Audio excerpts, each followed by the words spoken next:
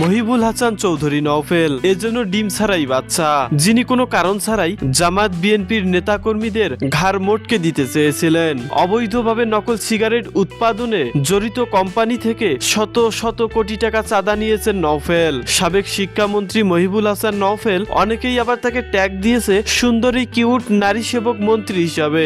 বিজয় international tobacco নামে একটি কোম্পানির শেয়ারও রয়েছে নওফেলের। তথ্যসূত্র বলছে বাংলাদেশে নকল সিগারেট তৈরি করে এমন 20টি কোম্পানি রয়েছে। নওফেল এবং চট্টগ্রামের কাউন্সিলর আব্দুল সবুর লিটন এ ব্যবসা নিয়ন্ত্রণ করতেন। চরম নারীলিপ্সু মহিবুল হাসান চৌধুরী নওফেল নারীর প্রতি ছিল তার বিশেষ আকর্ষণ। চাঁদাবাজ, টেন্ডারবাজ এমন কোনো কুকর্ম নাই যা করেনি নওফেল। ছাত্র অভ্যুত্থানের মাধ্যমে স্বৈরাচার শেখ হাসিনার পতন হলে বোরকা গায়ে দিয়ে রাতের অন্ধকারে ভারতে পালিয়ে যান বলে গুঞ্জনও রয়েছে। দর্শক, নওফেল সম্পর্কে মনের মাধুরী মিশিয়ে